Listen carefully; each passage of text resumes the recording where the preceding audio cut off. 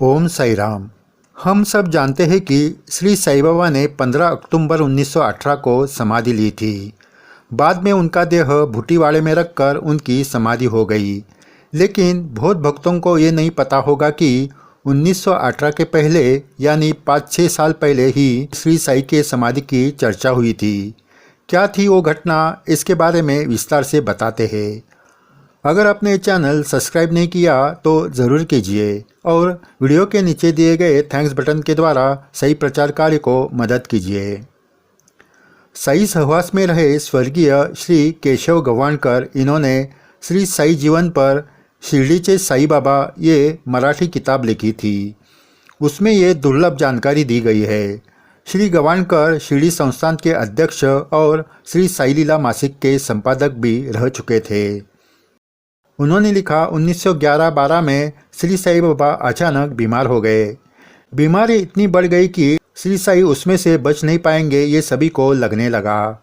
नाना साहब चांदोरकर जी बाबा के परम भक्त थे। वो शिरडी में उस वक्त थे। उन्हें भी लगा कि श्री साई बाबा का अंतिम क्षण आ गया है। इसलिए उन्होंने सभी भक्तों को श्री साई का अंतिम दर्शन लेने के लिए बुलवाया। खत भेजे गए। होने वाली दुखद घटना को सुनकर धीरे धीरे शिरडी में लोगों की भीड़ जमा होने लगी। बाबा की हालत देखकर सभी दुखी हो गए। लेकिन उसी हालत में भी उनके दिनचर्या में कोई बदलाव नहीं हुआ था। लेंडीबाग जाना और 5 घरों में भिक्षा मांगना चालू था। एक दिन नाना साहब चांदोरकर ने सभी भक्तों को बुलवाया और बाबा की तबीयत ठीक होने के लिए जप अनुष्ठान, वेद अनुष्ठान, लघु रुद्र, चंडी पाठ ऐसे धार्मिक कार्यक्रम करने के लिए कहा। नाना साहब को सभी लोग मानते थे। उनके शब्द के अनुसार सभी भक्तों ने धार्मिक अनुष्ठान चालू किया। लेकिन बाबा की तबीयत में कोई सुधार नहीं हो रहा था।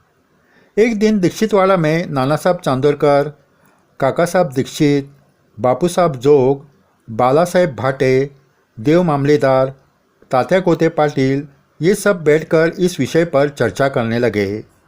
अब बाबा इस बीमारी से बचने वाले नहीं है, इस चिंता से वो आगे की बातें करने लगे।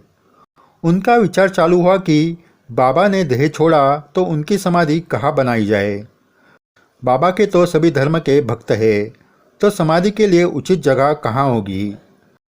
आखिरकार इसके बारे में बाबा को ही पूछकर अंतिम निर्णय लिया जाए, ऐसे सभी कहने लगे। लेकिन ये बात बाबा को पूछने की हिम्मत किसी में नहीं थी। अगर बाबा को ये पूछने गए तो उनके गुस्से का सामना कौन करेगा, ये सवाल खड़ा हुआ। अंत में ऐसा विचार हुआ कि नाना साहब चांदोरकर बाबा को समाधि के बारे में पूछेंगे। लेकिन नाना साहब को भी ये पूछने में डर लगने लगा। उन्होंने कहा, मुझ में भी बाबा को ये पूछने की हिम्मत नहीं, मैं ऐसे कैसे पूछ सकता हूँ। सभी घोर चिंता में पड़ गए। सभी चुपचाप बैठे रहे। इतने में नाना साहब को ढूंढते हुए एक आदमी दीक्षितवाड़े में आया। नाना साहब को देखकर उसने कहा, आपको बाबा पूछ रहे थे। ये सुनकर नाना साहब चौंक गए। नाना साहब ने पूछा, क्या हुआ। उस आदमी ने कहा, बाबा ने कहा है कि मेरे मरने की चर्चा अभी मत करो, मैं अभी मरने वाला नहीं हूँ। तुम्हारा जो धंधा है ना वो तुम करो, मेरे मरने की चिंता मत करो। मेरे मरने के बाद मेरे देह की क्या व्यवस्था करनी है वो मैं देख लूँगा, उसके लिए आप चिंता मत करो। ये सुनकर सभी के होश उड़ गए। द्वारका में से दीक्षितवाड़े की दूरी बहुत थी और इतने दूर बैठकर नाना साहब भक्तों के साथ जो बातचीत कर रहे थे वो बाबा ने सुन ली थी।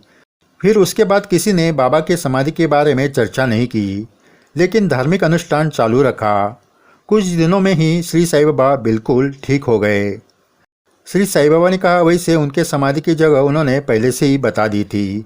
बापू साहब बूटीवाड़े का काम चालू था। उस वक्त बाबा ने कहा था कि अब मैं इसी वाड़े में रहूँगा, यहीं रहकर भक्तों के साथ हंसूंगा, खेलूँगा, बातें करूँगा। भक्त लोग मुझे संभालेंगे। देह छोड़ने के कुछ पल पहले उन्होंने कहा, अब मुझे मस्जिद में अच्छा नहीं लग रहा है, मुझे बूटीवाड़े में लेकर जाओ। उस आज्ञा के अनुसार श्री साई बाबा की समाधि बूटीवाड़े में हो गई। आज सभी भक्त इस बूटीवाड़े में उनका दर्शन लेते हैं, उनसे बातें करते हैं। पुजारी भट्ट लोग उनकी आरती करते हैं। जो बाबा ने कहा वही आज हो रहा है। साई भक्त हो, आगे भी ऐसी दुर्लभ जानकारी आपको बताई जाएंगी। अगर आपने चैनल सब्सक्राइब नहीं किया तो ज़रूर कीजिए और वीडियो के नीचे दिए गए थैंक्स बटन के द्वारा सही प्रचार कार्य को मदद कीजिए। ये सही सेवा है। जय साई राम।